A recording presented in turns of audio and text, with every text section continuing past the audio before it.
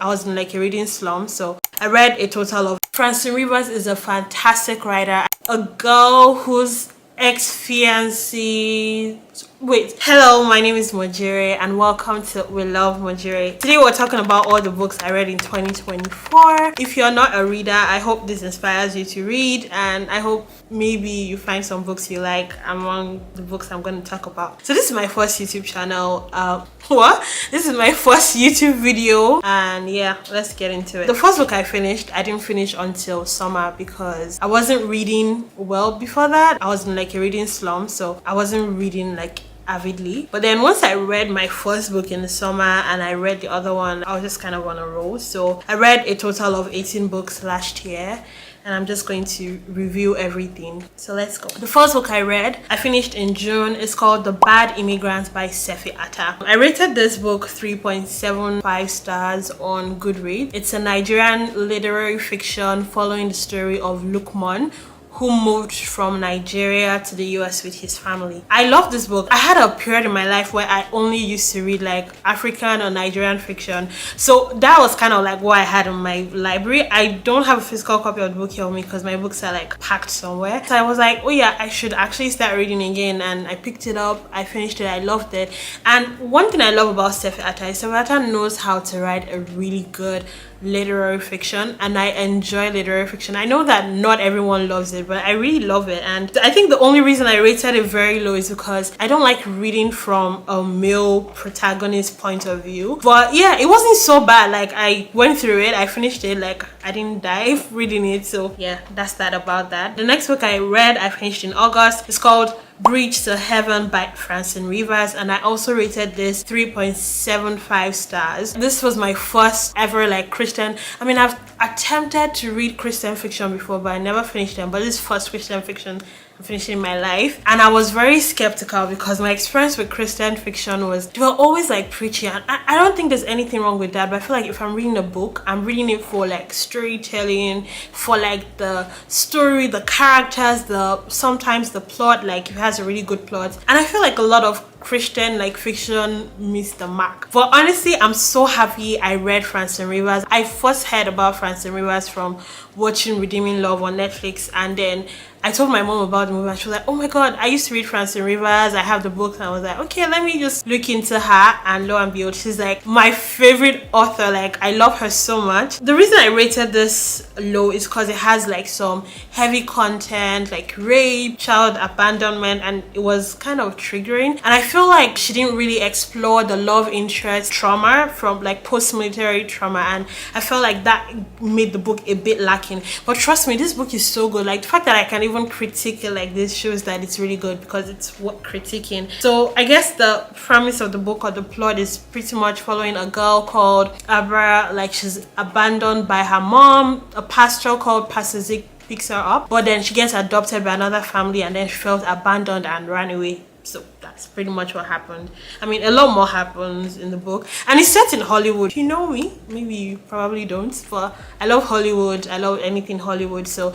that made it really enjoyable for me to read. The next book I read in August is called The Wall of Winnipeg and Me by Mariana Zapata. I picked up this book because I thought it was a Canadian book, but it's based in the US. The male lead, however, is Canadian, but then we read the story through the female protagonist, and it's so good. Like, I love the characters so much. Like, I love character-driven stories. I love when I can like feel the emotions and the thoughts of the characters, and you know, in real time. And I think Mariana Zapata like knows how to do that. It was also very funny. Like, it was so funny. And I usually don't like sports romance because I feel like sports is like such a serious thing, but I guess I would be reading more sports romance because this was really good. I rated it 4.7 stars. And then the next book I read in September is called The Lady's Mind by Francine Rivers. So I read lots of Francine Rivers books last year. I think I read about 6 or 5, I can't remember, but this one is good. This one is like one of my favorites, honestly, that I read. When I was going to read this book, I read like the what do you call it, is it the plot? I liked it, like it stood out to me amongst like her other books, but then when I would watch like reviews from like other YouTubers, a lot of people didn't like it, but I loved it. I loved this so much.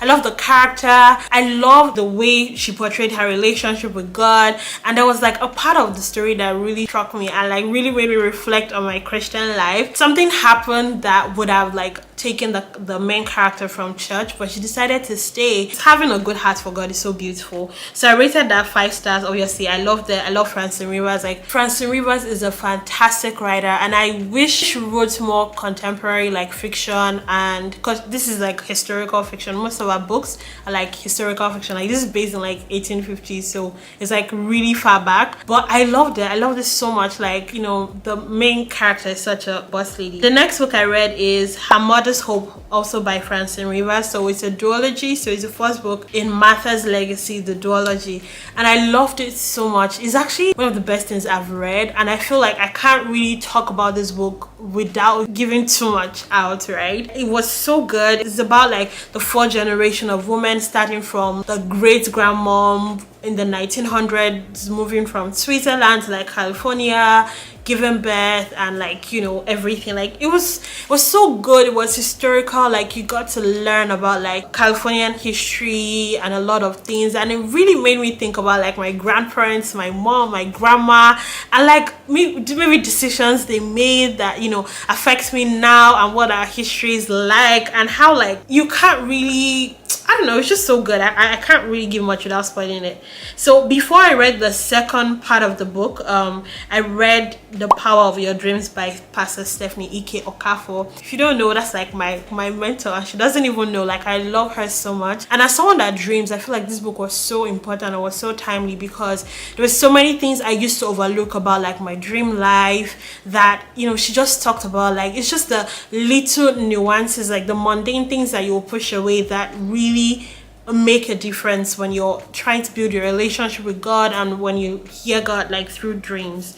So I gave that obviously 5 stars, and I'm definitely going to be reading that again, because I read it like I would read a book the first time. Like, I mean, I listened to it on Audible, but now I just want to like take my time to like read, dissect, and highlight like the content of the book. So good.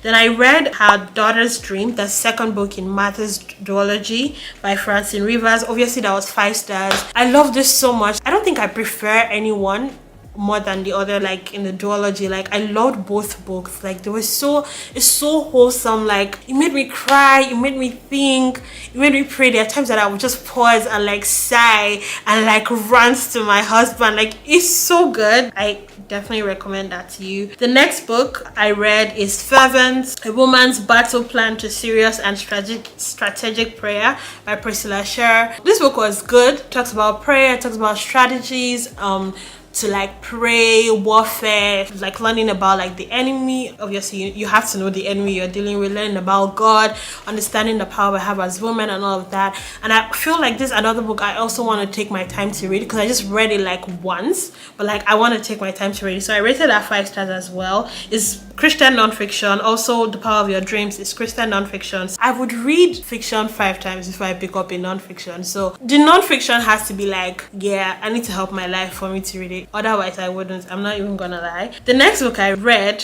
which is so crazy, like following the book I read before, is Funny Story by Emily Henry. So when I first started like getting into book talk, everyone would like talk about Emily Henry, and I was like, okay, I need to get into her.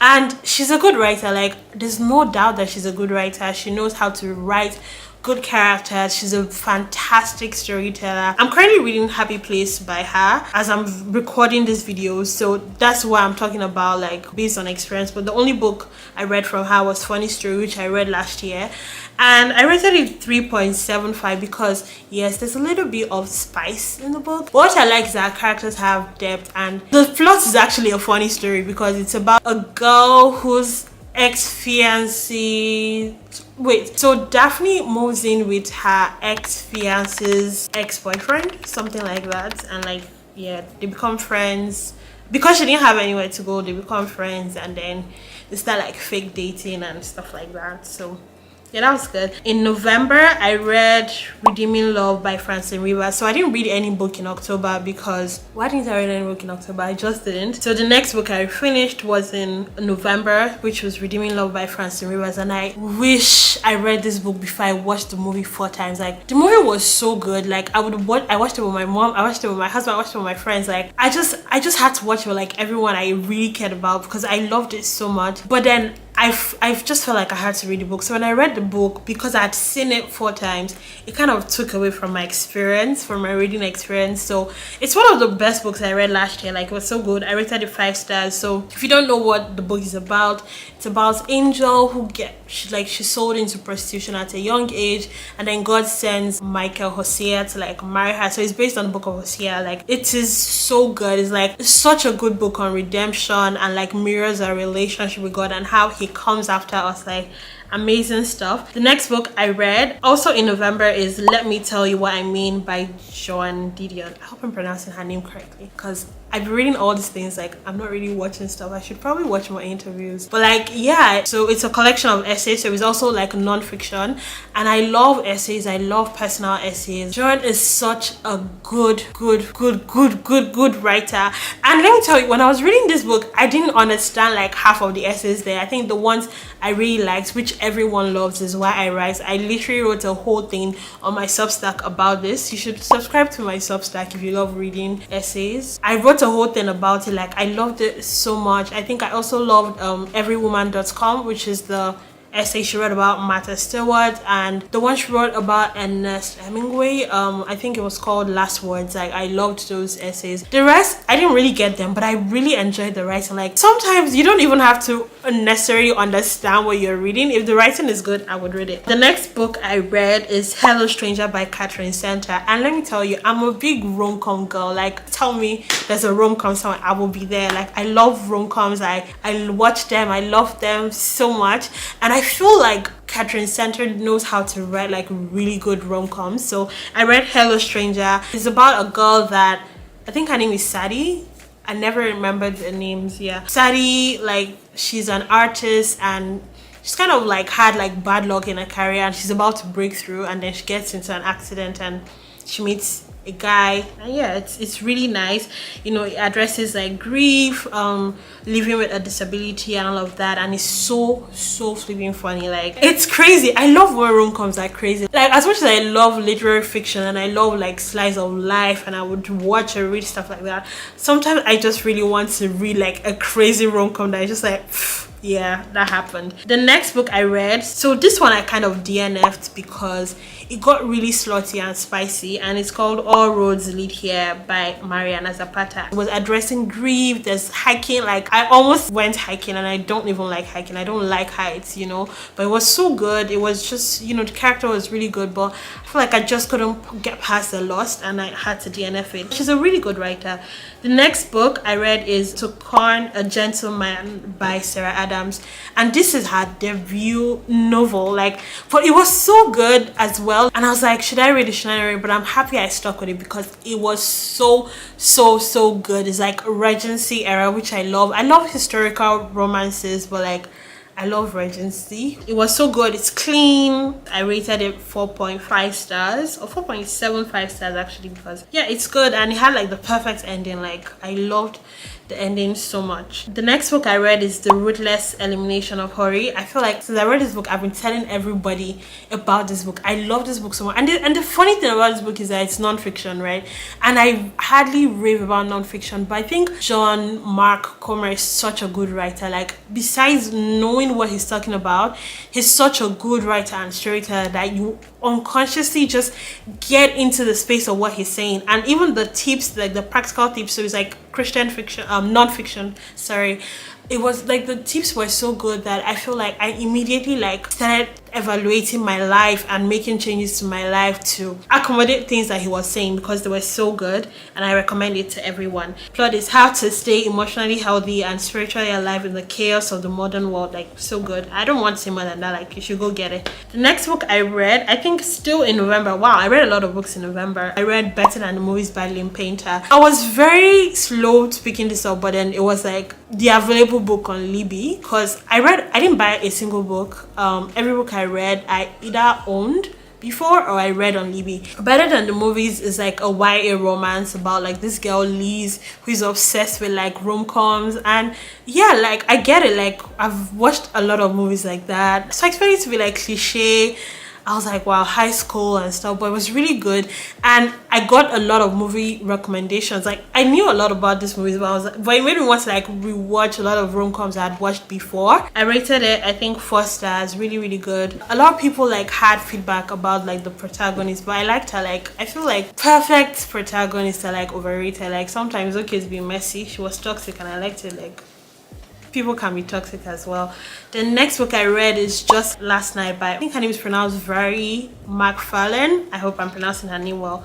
I rated it 4.25 stars, and her writing is so good. It's also one of those writings that I don't understand half the slang she's talking about, the people she's talking about, because she's based in the UK. But I love this so much. Like I ate up. Like I've finished another book by her this year. I have a lot of her books on my TBR right now because she's so good, like, and she writes clean. You can write good romances without lustful stuff. She writes really clean romances, and romances are like subplots in her books, but like they're so good because the way she like gets into the character. She talks a lot about friendships, about like real like adult stuff. Like I love it. Like it's almost like literary fiction in a way, but it's usually like very plot driven as well, so it has a good balance between like character and like plots, and I love it. I loved it. So Just Last Night is about like a friend group, and then someone died, and then they discovered that a lot of things are not what they seem, and yeah, she just goes on that journey and stuff. Like really good. I recommend that. And the last book I read is called A Voice in the Wind by Francine Rivers, which I rated 5 stars, and I enjoyed this book, but I feel like the book was not really for enjoyment. It was really for calling out, because being a Christian like Hadassah, like I'm just like, wow, like to just be a Christian like her. Like I was just thinking about I put out the book and I was thinking about my life. I'm like, am I even a Christian? Like the way she wrote the book was so good. Like it made you think about like church history, because the book is set like right after like Jesus dies, like in the 1st century, and like things that happen, like even Apostle John made an appearance in the book. Like it was so good, and I was just like, wow, like how did she come up with all these things? Like how do you even sit down and like write stuff like this? So I rated that 5 stars. It's actually one of the best books I read last year because it was very transformational, and I feel like if I really want to be transformed, I'd rather read like a fiction than read a non-fiction, because with non-fiction I'm like conscious of what you're talking about. Well, fiction I'm not conscious of it, and I'm like thinking about it like, wow, like honestly, like this girl is so, like she's not perfect, right? Like she struggles with a lot of stuff. We see her like lean on God and stuff like that, but I'm like, there are a lot of things she did that I would never do. Sorry, I would do. I'm growing, but I never would have done. And yeah, so thank you so much for watching. Until next time.